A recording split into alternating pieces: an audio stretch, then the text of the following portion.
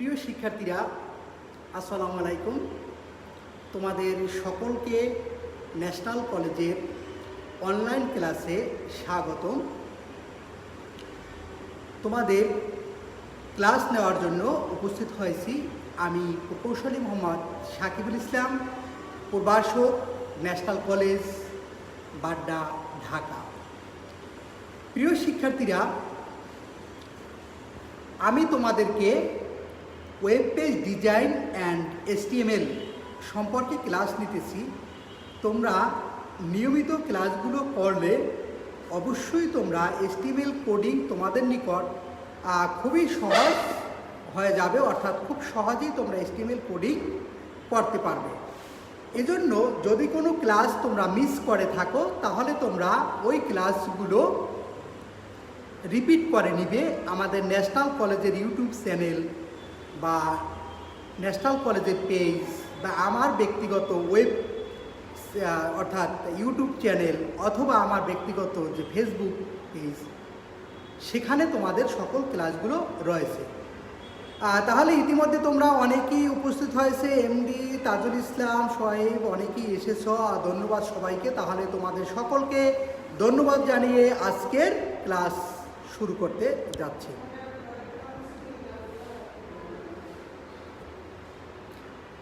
তাহলে আজকে আমরা HTML পেজে অর্থাৎ টেবিলের অ্যাট্রিবিউট যুক্ত করব। তোমরা জানো সবাই যে গত ক্লাসে আমরা মূলত একটি টেবিল কিভাবে তৈরি করতে হয় এবং টেবিলের সেল, রো, কলাম ইত্যাদি কীভাবে তৈরি করতে হয় ওগুলো সম্পর্কে আমরা গত ক্লাসে জেনেছি। আজকে আমরা জানব যে কিভাবে একটি টেবিলের বিভিন্ন অ্যাট্রিবিউট সমূহ যুক্ত করা যায়। প্রিয় শিক্ষার্থীরা, আমরা ক্লাসে চলে যাচ্ছি পেজে টেবিলের অ্যাট্রিবিউট যুক্ত করা। আমাদের আজকে মূল আলোচনা হচ্ছে adding table attributes to HTML page, অর্থাৎ HTML প্রোগ্রামিং পর্ব হচ্ছে 09। এর আগে আমি প্রোগ্রামের উপর তোমাদের আরও 8টি ক্লাস নিয়েছি। আজকের ক্লাসটি নিয়ে হবে HTML প্রোগ্রামের উপর, অর্থাৎ 9 নম্বর ক্লাস। তাহলে শুরুতে আমরা টেবিলের অ্যাট্রিবিউটগুলো জেনে নেই এবং কোন অ্যাট্রিবিউট কী কাজে ব্যবহার করা হয় সেটা আমরা জানব। শুরুতে এখানে রয়েছে টেবিল বর্ডার। প্রিয় শিক্ষার্থীরা, মূলত টেবিল বর্ডারের কাজ হচ্ছে যখন আমরা একটি টেবিল তৈরি করি, টেবিলের ভিতরে এবং বাইরে একটি বর্ডার থাকে। এই বর্ডার দেওয়ার জন্য মূলত টেবিলের সাথে সাথে টেবিল বর্ডার অ্যাট্রিবিউট ব্যবহার করা হয়। টেবিল বর্ডার যদি অন আমরা ব্যবহার করি, সেটা সাধারণত স্ট্যান্ডার্ড মান হিসেবে অন ব্যবহার করি। আর যখন 2, 3, 4, 5, 6 ব্যবহার করি বিভিন্ন প্রয়োজন অনুযায়ী। তাহলে টেবিল বর্ডার অ্যাট্রিবিউটের মাধ্যমে আমরা টেবিলের বর্ডার নির্ধারণ করে থাকি। প্রিয় শিক্ষার্থী, তোমরা অনেকেই উপস্থিত হয়েছে। মহিদুল ইসলাম, সিয়াম, আসসালামু আলাইকুম স্যার, ভালো আছেন? আলহামদুলিল্লাহ ভালো আছি। ইশরাত জাহান, এমডি মেহেদি হাসান, নাইমুর রহমান, রাফসান মমিন, তারপর শুভ রয়, তারপর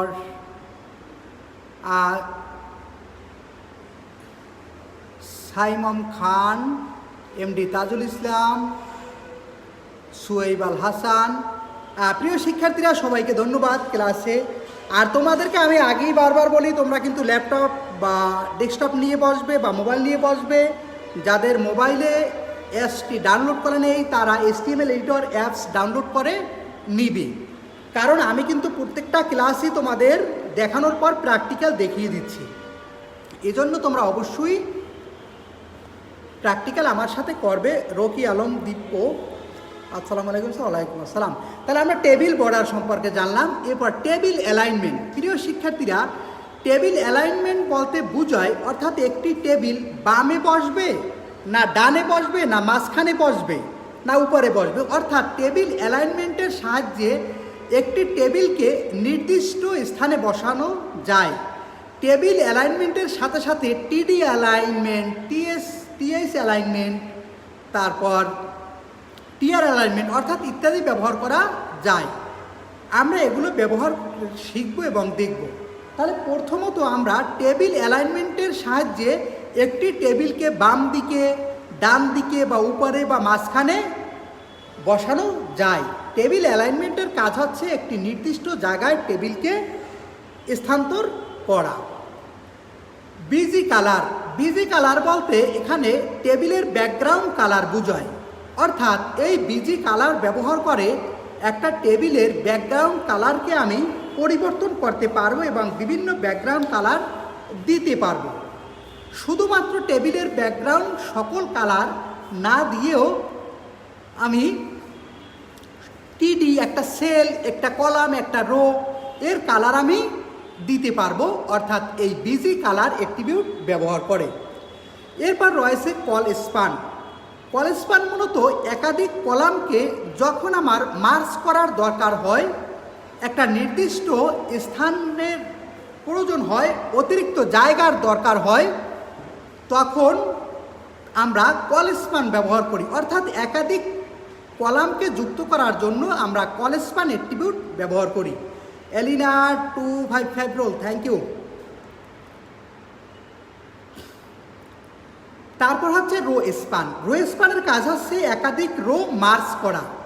অর্থাৎ একাধিক রো যুক্ত করে কোনো একটা সেলকে বড় করার জন্য রো স্পান ব্যবহার করা হয়।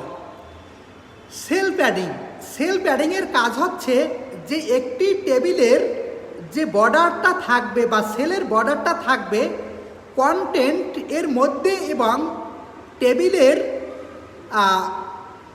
বর্ডারের মধ্যে কতটুকু ফাঁকা হবে তা নির্ধারণ করা হয় সেল প্যাডিংয়ের মাধ্যমে। অর্থাৎ সেল প্যাডিংয়ের মাধ্যমে আমি একটি টেবিলের মধ্যে নির্দিষ্ট একটি সেলের নির্দিষ্ট দূরত্বে অথবা নির্দিষ্ট ফাঁকা স্পেস আমি দিতে পারবো একটি সেলের সাথে এবং একটি কন্টেন্টের মধ্যে ফাঁকা দেওয়ার জন্য মূলত সেল প্যাডিং ব্যবহার করা হয়। তোমরা এটা মনে রাখবে, কন্টেন্ট এবং সেলের মধ্যে ফাঁকা দেওয়ার জন্য সেল প্যাডিং ব্যবহার করা হয়। তারপর রয়েছে টেবিল ওয়াইড। অর্থাৎ একটি টেবিল সমগ্র পেজের কতটুকু জায়গা জুড়ে থাকবে সেটা মূলত টেবিল ওয়াইডের দ্বারা নির্ধারণ করা হয়। মূলত এখানে টেবিল ওয়াইড দুইটা ভাবে নির্ধারণ করা হয়। একটা হচ্ছে পার্সেন্টেজ দিয়ে, আরেকটি হচ্ছে সংখ্যা দিয়ে। মূলত সংখ্যা দিয়ে পিক্সেল সমূহকে বোঝানো হয়, আর পার্সেন্টেজ দিয়ে অর্থাৎ যতটুকু জায়গা রয়েছে, পেজটি যতটুকু জায়গা রয়েছে তার কত পার্সেন্ট জুড়ে থাকবে সেটা নির্ধারণ করা হয়। আমি যদি দিলাম টেবিল ওয়াইড 50% বা 50%, তখন দেখা যায় একটি পেজের 50% জায়গা জুড়ে মূলত টেবিলটির অবস্থান হবে। আর যদি আমি দিয়ে দেই 200 বা 300, তখন দেখা যাবে 200 বা 300 পিক্সেলের সমন্বয়ে টেবিলটি প্রদর্শিত হবে। তাহলে এটা হলো টেবিল ওয়াইডের কাজ। এরপর হচ্ছে সেল স্পেসিং। প্রিয় শিক্ষার্থীরা, আমরা জানি যে টেবিলের মধ্যে অসংখ্য ক্ষুদ্র ক্ষুদ্র সেল থাকে। অর্থাৎ অসংখ্য ক্ষুদ্র ক্ষুদ্র সেলের সমন্বয়ে টেবিল তৈরি হয়। অর্থাৎ এই সেলগুলোর মধ্যে ফাঁকা স্পেস দেওয়ার জন্য মূলত সেল স্পেসিং অ্যাট্রিবিউট ব্যবহার করা হয়। তাহলে আমরা জানলাম যে সেল স্পেসিং কেন ব্যবহার করা হয়, টেবিল ওয়াইড, এবং প্রত্যেকটি অ্যাট্রিবিউট সম্পর্কে আমাদের মনে রাখতে হবে, কারণ প্রয়োজন অনুযায়ী এক একটি অ্যাট্রিবিউটকে আমাদের ব্যবহার করতে হবে। তাহলে প্রিয় শিক্ষার্থীরা, আমরা অ্যাট্রিবিউট সম্পর্কে জানলাম। যদি না বুঝে থাকো বলো। রাফসান মমিন, সেল প্যাডিংটা আবার বলবেন? স্যার অবশ্যই আবার বলবো। সেল প্যাডিংটা হচ্ছে যে সেলের যে বর্ডার থাকবে, বর্ডার এবং কন্টেন্ট এর মধ্যে কতটুকু দূরত্ব থাকবে, এজন্য সেল প্যাডিং ব্যবহার করা হয়। রাফসান মমিন, আবার বলি, অর্থাৎ একটা টেবিলের কন্টেন্ট এবং সেলের যে বর্ডার, এই বর্ডারের মধ্যে কতটুকু ফাঁকা থাকবে এজন্য সেল প্যাডিং ব্যবহার করা হয়। নীলা সামিরা আক্তারি, জয় সিং, থ্যাংক ইউ। আসসালামু আলাইকুম স্যার। ওয়ালাইকুম আসসালাম। প্রিয় শিক্ষার্থীরা, তাহলে আমরা এবার টেবিলের এই অ্যালাইনমেন্ট সমূহ জানব। প্রথমেই আমরা টেবিল অ্যালাইনমেন্টটা সম্পর্কে জানব এবং টেবিল অ্যালাইনমেন্ট দেখব। তাহলে টেবিল অ্যালাইনমেন্টের জন্য আমি এখানে একটি টেবিল নিলাম, অর্থাৎ এই টেবিলটা আমার এখানে বসবে না, এখানে বসবে না, এখানে বসবে, কোথায় বসবে এটা মূলত টেবিল অ্যালাইনমেন্টের মাধ্যমে নির্ণয় করা হয়। Samira Akter, roll 007, thank you. Yasin Hussain, Dhruba, অসিং, থ্যাংক ইউ। রাফসান মোমিন, বুঝছি স্যার, থ্যাংক ইউ। আচ্ছা, তাহলে আমরা এবার টেবিল অ্যালাইনমেন্ট অ্যাট্রিবিউটের ব্যবহার আমরা এখন দেখব। তাহলে টেবিল অ্যাট্রিবিউট অ্যালাইনমেন্টের জন্য আমি এভাবে একটি প্রোগ্রাম লিখলাম। দেখো প্রোগ্রামের শুরুতে কি রয়েছে, প্রথমে HTML, তারপর হেড, যেহেতু হেড কিছু নেই এজন্য আমি হেড ক্লোজ করে দিলাম। এরপর বডি, বডির পরে আমি দেখলাম টেবিল বর্ডার সমান 1 এবং অ্যালাইন সমান রাইট, অর্থাৎ আমি একটি টেবিলের অ্যালাইন দিয়েছি কি রাইট অ্যালাইন। এরপর যেহেতু একটি রো রয়েছে এজন্য করলাম TR, ঠিক আগের মতোই। এরপর 1 2 3, এটি যেহেতু শিরোনাম এজন্য আমি লিখলাম TH TH TH।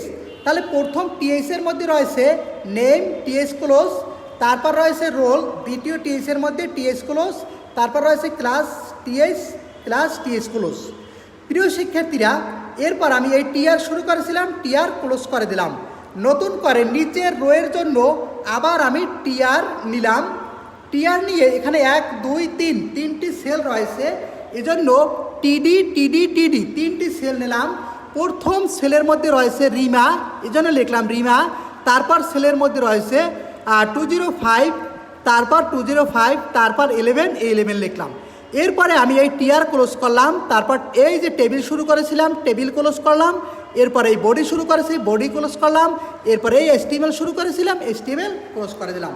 প্রিয় শিক্ষার্থীরা, এবার লেখার পরে আমি দেখব যে আমার আউটপুটটা কিভাবে আসে।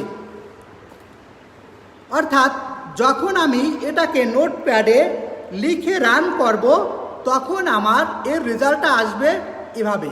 তোমরা এখানে খেয়াল করে দেখো, ধরো এটা একটা পেজ রয়েছে টি অ্যালাইন, এখানে এই টেবিলটা কিন্তু অর্থাৎ মাঝখানে নেই, এই বাম পাশে নাই, রাইট রয়েছে। কেন রয়েছে আমি আবার একটু তোমাদের দেখিয়ে আসি।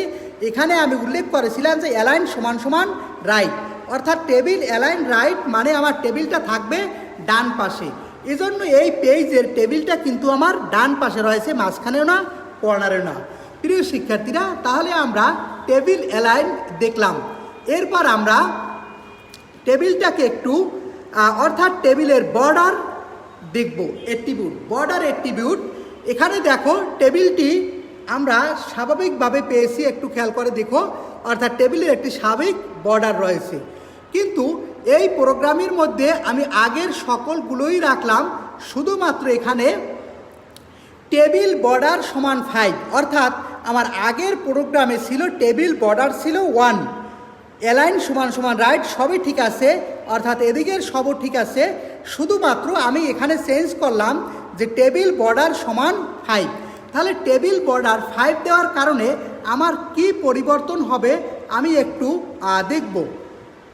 অর্থাৎ আগে আমি ছিল স্ট্যান্ডার্ড মান 1, সাধারণত আমরা 1 ব্যবহার করব যখন স্বাভাবিকভাবে ব্যবহার করব, কারণ 1 হচ্ছে একটি স্ট্যান্ডার্ড মান। কিন্তু এরপর প্রয়োজন অনুযায়ী 5 10 20 আমার যেটাই দরকার হয় সেটা আমি দিতে পারবো। তাহলে আমি এই প্রোগ্রামিং করার পর প্রোগ্রাম যখন রান করব তখন আমি কি আউটপুট পাবো একটু দেখো। অর্থাৎ আমার আউটপুট আসছে ওই টেবিলটাই আসছে, খেয়াল করে দেখো। পূর্বের টেবিলটা এভাবে মোটা বর্ডার ছিল না, কিন্তু এখানে টেবিলটা কি আসছে, এই বর্ডারটা অনেকটা মোটা দেখা যায়। অর্থাৎ কারণ আমি এখানে টেবিল বর্ডার দিয়েছি 5, যদি 1 দিতাম তাহলে এটা চিকন আসতো। আমি যদি এখানে 10 দেই আরও মোটা আসবে, যদি আমি এখানে 20 দেই তাহলে টেবিলের বর্ডারটা আরও মোটা হবে। অর্থাৎ এই টেবিল বর্ডারের মাধ্যমে মূলত টেবিলের বর্ডারকে চিকন বা মোটা, অর্থাৎ যতটুকু টেবিল বর্ডার যেভাবে হবে, অর্থাৎ যেভাবে প্রয়োজন হবে সেই অনুযায়ী করা যাবে। তাহলে প্রিয় শিক্ষার্থীরা, আমরা কিন্তু দুটি অ্যালাইন শিখলাম, একটা হচ্ছে টেবিলকে ডান পাশে বসানো, আর হচ্ছে টেবিলের বর্ডারের পিক্সেল সংখ্যা বাড়ানো। টেবিল অ্যালাইনমেন্ট দেখো,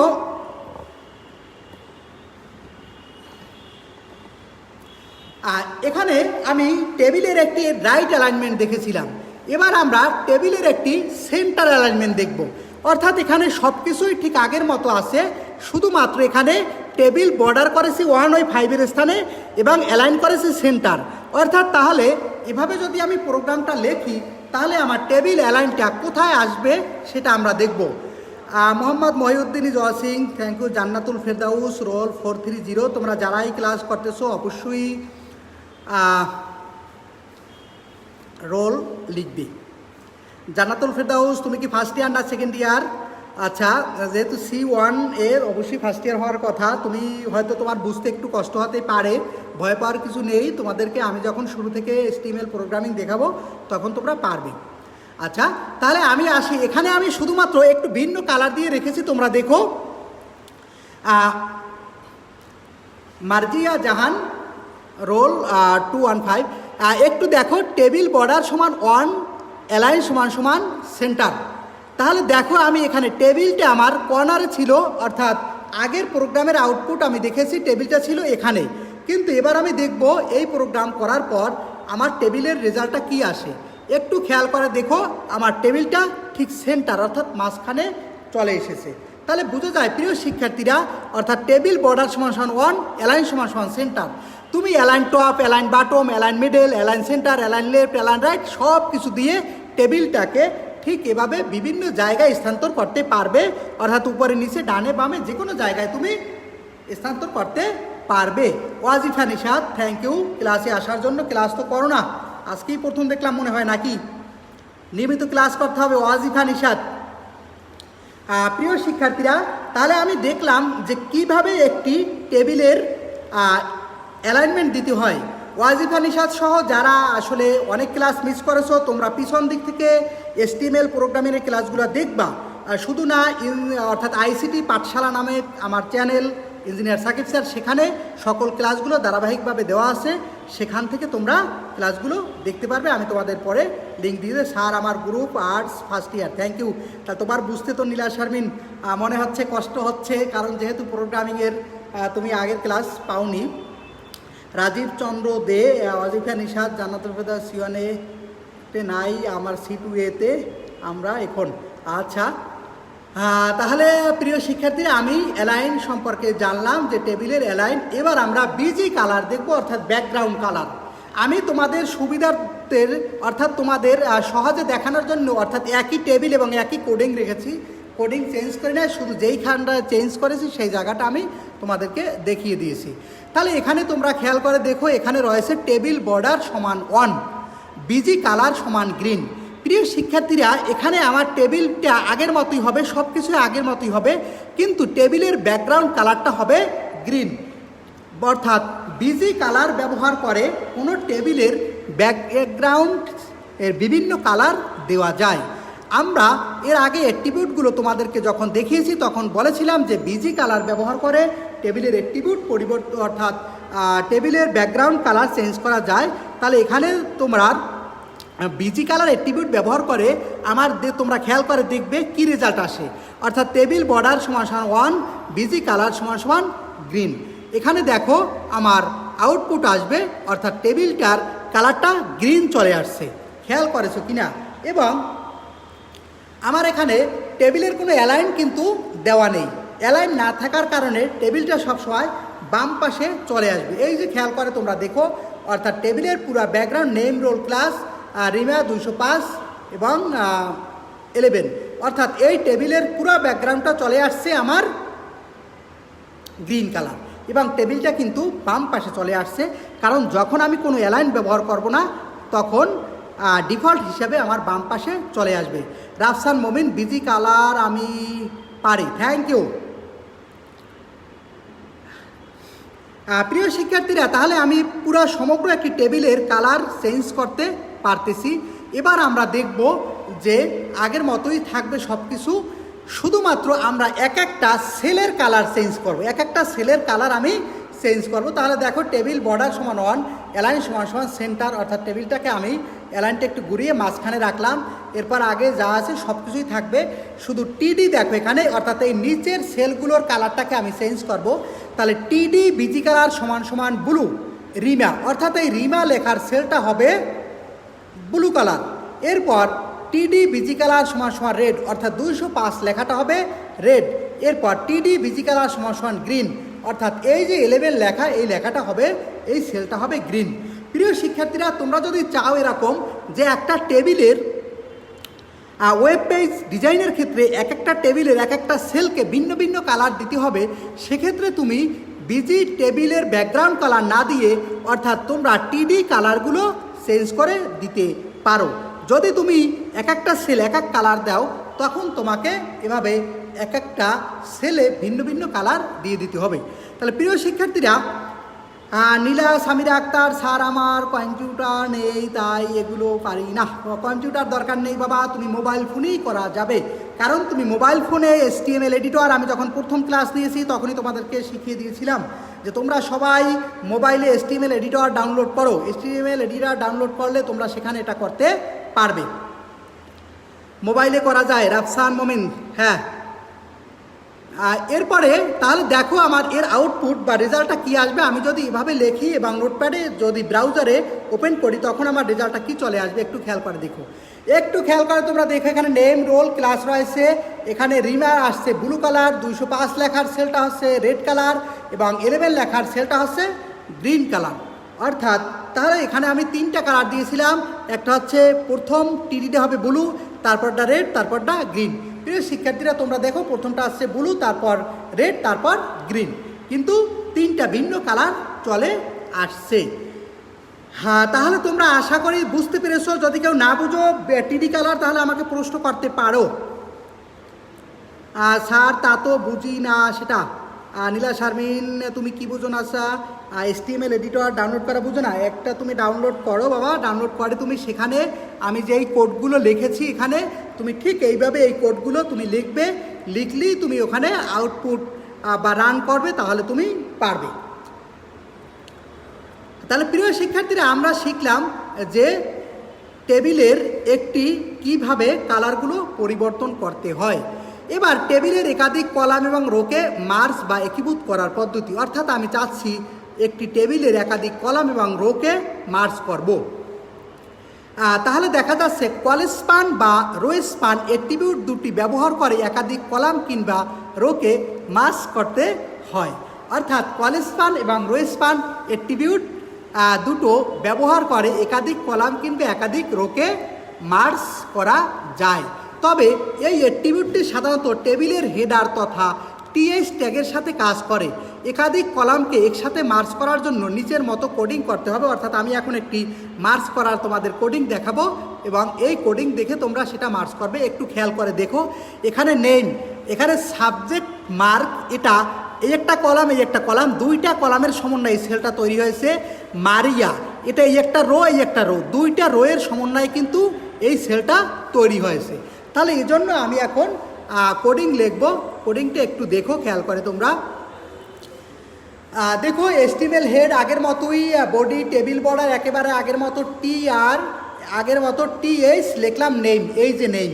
এরপর প্রিয় শিক্ষার্থীরা, TH কল স্পান, এখানে দেখো এই একটা কলাম এবং এই একটা কলাম, এই 2টা কলামকে আমি একত্রিত করার কারণে এখানে TH কল স্পান আমি লিখেছি। অর্থাৎ এই টেবিল হেডটা 2টা কলামকে যুক্ত করবে, এজন্য TH কল স্পান সমান 2।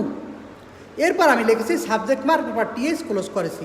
অর্থাৎ আমি TH কল স্পান দেওয়ার কারণে এখানে একটা কলাম 2টা কলাম সে মার্জ হয়ে যাবে, অর্থাৎ একত্রিত হয়ে যাবে। নীলা সামিরা আক্তার, রাফসান মোমিন, থ্যাংক ইউ।